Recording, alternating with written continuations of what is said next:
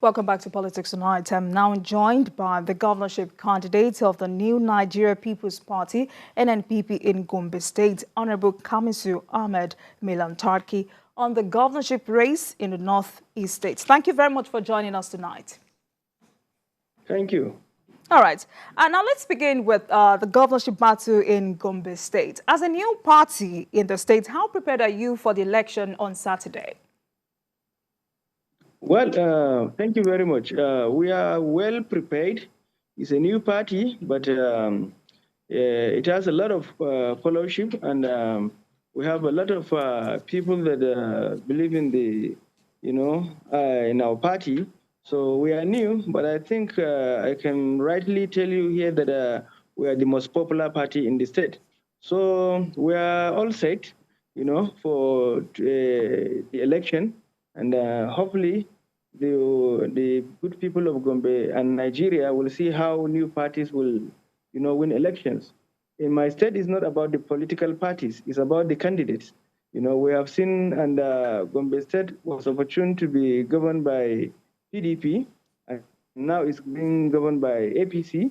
So we all see how they are going about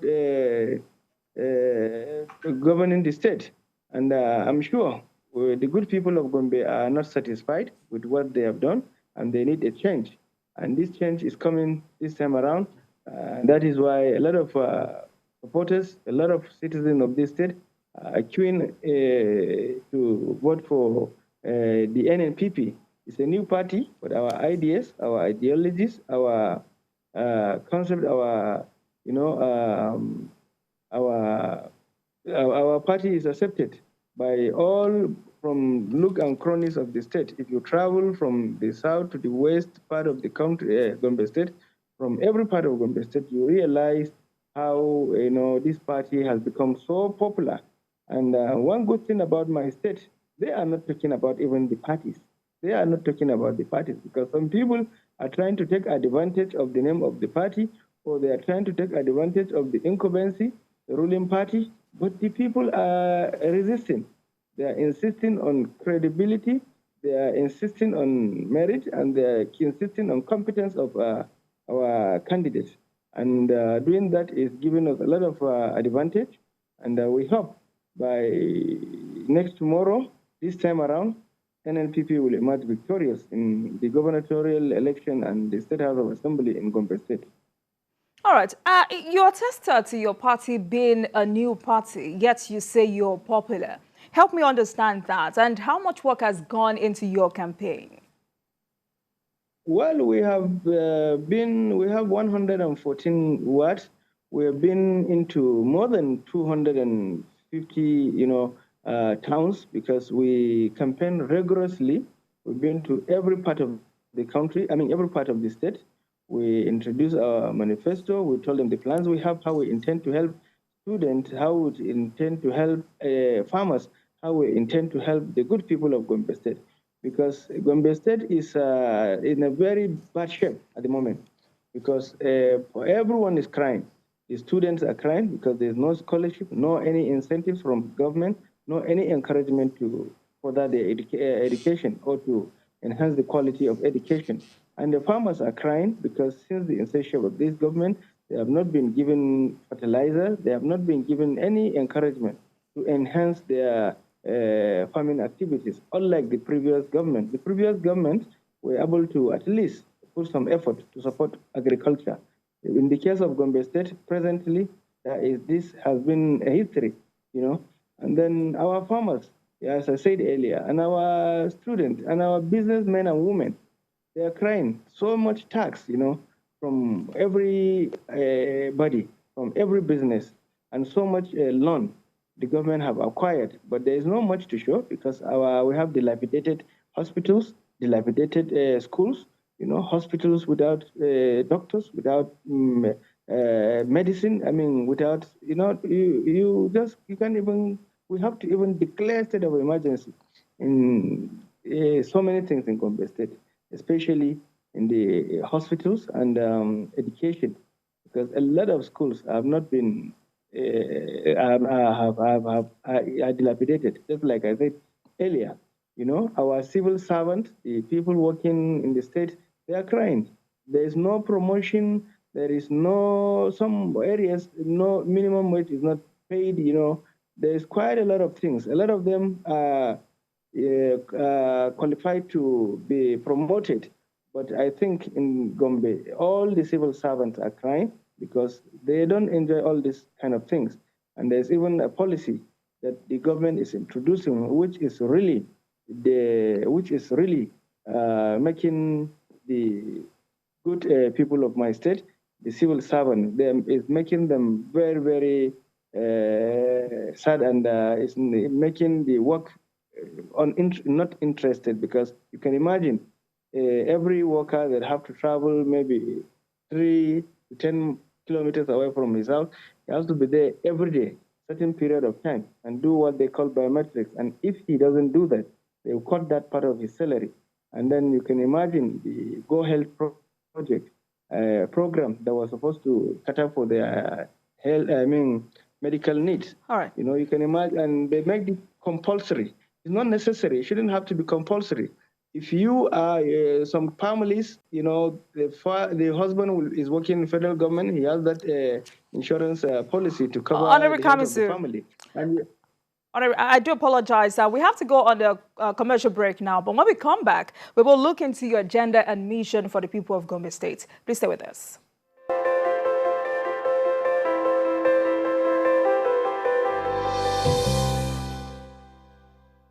Welcome back to Politics Tonight, and I still have with me the governorship candidate of the New Nigeria People's Party, NNPP in Gombe State, Honorable Khamisu Mailantarki, will discuss the governorship race in the Northeast State. All right, Honorable, you're contesting against strong parties like the PDP and the APC. How will you rate the chances of your party, the NNPP, against them? Well, as I said, it's not about the political party in the case of my state, because they have all ruled this state, and people of Gombe State are not satisfied with what they did, you know. So this is a chance and opportunity for another to try something else. So NNPP is a new party, but thank God, since its inception in Gombe State, a lot of followership. You know, people believe in our cause, and if you are rating today, I think if you are rating in terms of popularity among the good people of Gombe, you rate APC to be, NNPP to be #1.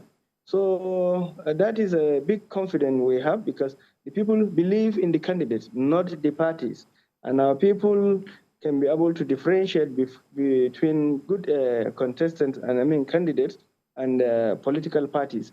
So, and our programs, you know, we have a very robust and very good program for the good people of Gombe State. For instance, you look at education in Gombe now. Educationally, we are down. We are going back, but we need to do something to enhance that.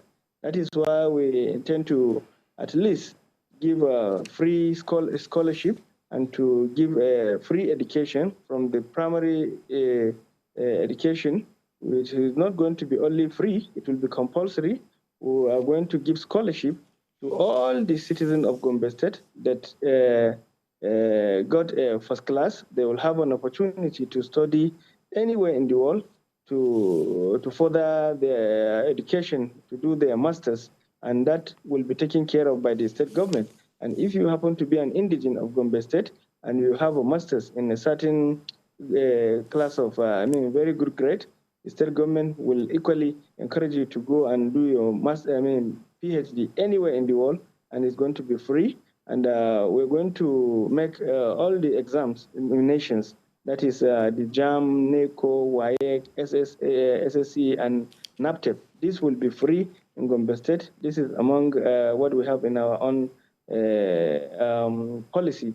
And then if you look at, apart from that, we intend to replicate what our mentor is doing in Kano, or has done in Kano. If you read what Rabiu Musa Konkoso did in Kano when he was a governor, he was able to encourage, to support every citizen of Kano State based on merit.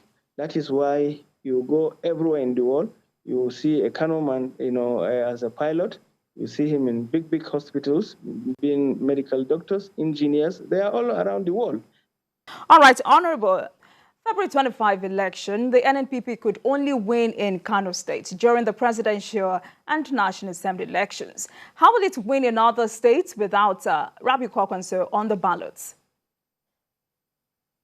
Well, Rabiu Kwankwaso has already been associated with the party, and the good people of Nigeria knew who Rabiu Musa Kwankwaso is, and they knew his past when he was a governor in Kano State. He transformed Kano State. He has done well, and that is exactly what we are going to do in our state, because it's something worth emulating, and it's something worth doing. Today, the good people of Kano State are happy. Everywhere in the world you find them very productive, very active, and doing well. And that was the work of Rabiu Musa Kwankwaso. He encouraged them, he sponsored them to study everywhere in the world. He encouraged all the people of Kano State based on merit. And that is exactly what we're going to do in Gombe. So without him on the ballot paper, people have already, they understand our own mission, and they understand our effort to at least replicate what he did in Kano, in Gombe, because we have a lot of good people in Gombe that have potentials to, or they need little enhancement in education, in agriculture, in sport, in whatever field of life you can think of. So, and this party is just like I said earlier, a lot of people are queuing on. They believe in the party, and they are waiting for the D-Day to elect us.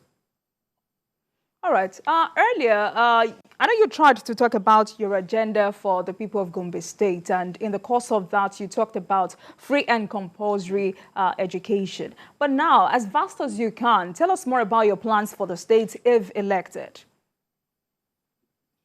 Yes, my plan for Gombe State, if elected, is to transform the state and to make the state at least to encourage, to make it more. So we have a lot of things in terms of education, in terms of sports, in terms of businesses, in terms of healthcare, agriculture, and what have you. We have a lot of problems. Our farmers are now complaining bitterly. They are not producing well because there is no support from the government. We intend to restore that by making sure that all farmers get fertilizer at the right time they need the fertilizer, and other incentives, so that at least they can enhance food production. And then in education, just like I said earlier, we intend to give scholarship to not only a local scholarship, but international scholarship based on merit. Every citizen of Gombe State that acquire first class will enjoy automatic scholarship to study everywhere in the world. And then if you have masters too, a very good grade, we intend part of our policy to make sure that we encourage you to do your PhD. And apart from that, if you look at our hospitals now, you can't find any medical doctor in Gombe State residing in any of our local governments. All you find is a housemanship student that, so because they don't want to stay. The services, the welfare, the atmosphere is not, government is not encouraging them to stay and work, and we need them.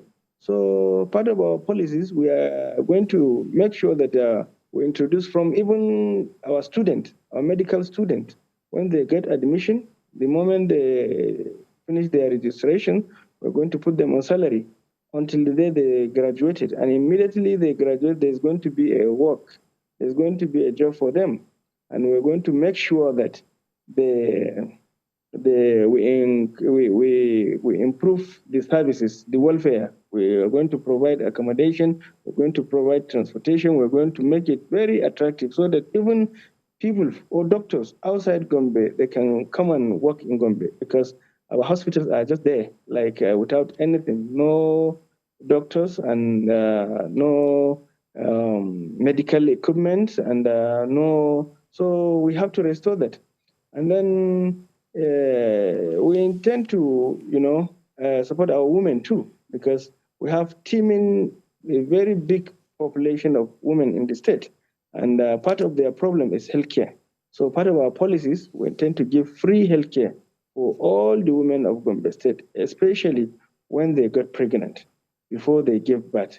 From the moment they take in and until when they are going to deliver, Gombe State government will take care of that health, so that we can at least take off the burden from their husbands, from their parents, and from themselves. Because they are part of the society, we need to do something to appreciate, them as our mothers and people that are very important. So these are a few things in our policy and how we intend to at least transform Gombe State. We have a lot of teeming youth, thousands of youth that are unemployed.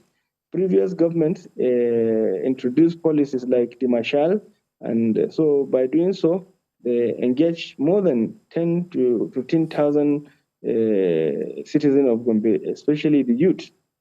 This time around, this government, the APC government, has abolished that, and these kids, they are now running around the street without work. So we intend to introduce something similar or even bigger, so that we can engage more youth. We make sure that they are gainfully employed, so that they can be useful to the society. And we will introduce how we support them in other fields of life, in agriculture, in businesses, in even so there are quite a lot of things that we intend to do if I become a governor of Gombe State. And the good people of Gombe State have already understood they understand our mission, and that is why they are queuing on and waiting for the D-Day, so that at least we'll bring change into the state. In the state now, many places we don't have habitable roads. All the roads in Gombe State, if you look at them, you see roads that were constructed 10 years ago, or even more than that. Some of them are already out of shape. So we need to restore that. We need to make sure that we're going to make sure that we connect the state. Every local government, every ward, we connect them. Make sure that there's a free movement, and we construct roads. And then apart from the road network, if you look at the city infrastructure, and then, so if you will see our blueprint, it's very rich, and there's no iota of that we did not touch. Certain part of the country, a certain part of the state, we have a lot of potentials in agriculture, but our farmers are not producing more because there is no support from the government. There is no innovations. You can imagine now a farmer of Gombe State that is harvesting on 1 hectare of land will produce 10 bags of rice, while his counterpart in other part of the country is using the same size of land and is producing 100 bags of either rice or maize. So that is not even what we are talking about in Gombe State. People are still talking about fertilizer. So we have to look at how we meet up with the global standard, and we meet up with other cities that are doing well. So that is part of the things that we intend to do. And then all right, so let's stay on agriculture for a minute. Because Gombe is an agrarian state with great potential in farming, what are your plans for farmers to boost production if elected? That is what I said earlier, that we are going to not only concentrate on providing fertilizer, which is the major problem now, because they are not enhancing, the farmers are crying every day because there's no. All right, so let me have my question again. Gombe is an agrarian state with great potential in farming. I'm asking what your plans are for farmers to boost production if you get elected. Yes, we intend to introduce estate farm. We intend to modernize agriculture. We're going to mechanize. We're going into introduce mechanized agriculture because we have a lot of potentials to at least be one of the best or one of the biggest food producers in Nigeria. But we are not taking advantage of this potential because there's no much investment, there's no much research, there's no much, we are still restricted to the primitive way of doing or practicing agricultural activities. That is what I said. We are going to compare Gombe State with other states, not only in Nigeria, in Kenya, you look at in Zimbabwe, in there's a lot of innovations, to reach. I mean, to get the best out of the farming activities. So we will do that in Gombe State. Definitely, we are going to look at it beyond just producing or providing fertilizer. So there's a lot of things that we put a line and we are going to introduce as soon as we take power. So, and we are not going to only use restrict ourselves in crop farming. We're going to look at aquaculture because we have a lot of water dams that we can do well by engaging in aquaculture. We can produce catfish. I am a farmer. I know I produce about 30,000 kg of catfish in my farm here in Abuja. So, and if I'm using the existence of a dam. So in Gombe, we have these similar dams. We have the Balanga Dam, we have Dadinkoa Dam, we have the Cham Dam, which if we make very good use of them, take advantage and introduce modern aquaculture, we're going to be the highest catfish and tilapia producers in not only northern part of the country, in Nigeria large. So we have all this in plan because our people, they need to be employed, and part of engaging them will not only be in business, education, or in even agriculture. We can be able to engage a lot of our youth so that we produce and we make them very useful to the society. All right. Because we have millions of youths around the street without work to do. And if we introduce this kind of program in agriculture, we can be able to engage them so that all of them will produce food and other things for the benefit of the state and the country at large. All right. Finally, before we let you go, what's your message to the people of the state ahead of the elections on Saturday? My message is I'm pleading to the government, the APC government, that to allow us to have peaceful election. INEC has done their best. They introduced technology that the election will be very easy. But what we are going through now is really sad, So the APC government are not intimidating our traditional rulers, the good people of Gombe State. I'm sure you must have had a lot of voice coming from the government or people in the government, threatening the election, trying to say that they can use power, money, and to get votes. It's not necessary, and I'm pleading that we use the good people of Gombe. We are brothers to each other. We shouldn't be. We should be introducing. We should introduce politics without bitterness. We are all brothers. Even after the election, Gombe State is going to be there. So the election should not be an avenue to divide us. Let us use the election to unite ourselves. So we should practice politics without bitterness. And then I think that will go a long way. We don't have to hurt each other. We have to believe Gombe is far better than all of us. So we shouldn't take advantage, of either incumbency or the fact that the other party is strong, is big.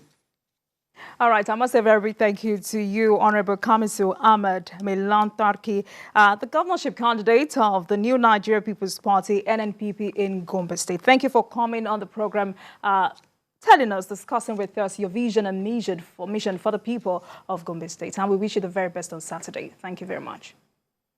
Thank you very much. Thank you for having me. You're welcome. All right, let's take another break and I'll be right back. Please stay.